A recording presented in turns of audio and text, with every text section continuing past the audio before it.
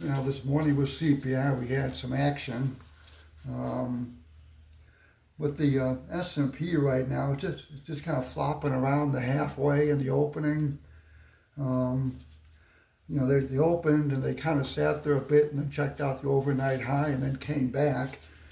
And now they're just kind of hanging around this halfway in the opening. Keep an eye down below at 04. We're here, and that's a pretty important price to help with bias. I still have an upside bias on the stocks, so I'm watching the 04. Up top, a target up at 56.5. There's some weakness in bonds, but they put a low in at 12, and if it goes down one more tick to 11, that's an important price for bias, that 11. So up top, you got a 26, 28 area. That's some solid resistance. Right now in bonds, there is more of a downside bias, so it makes a little more sense to try and sell that pullback to 26, 28. 10-year note bumped into some support at 20.5. If they can take that out, and it's kind of a big if, but there's a downside target at 10.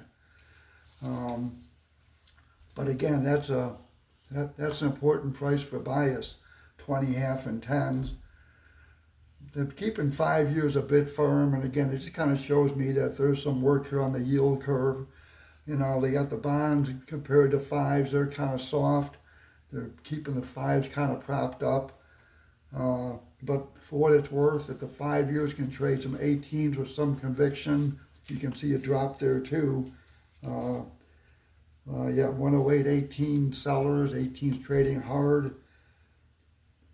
108, 12 quarter for a target. So there's a couple of thoughts that S&P hasn't left this halfway opening area. There is some resistance above that high, but again, I'm favoring upside. And if 04 can hold on a dip, target up there at 64.56 half.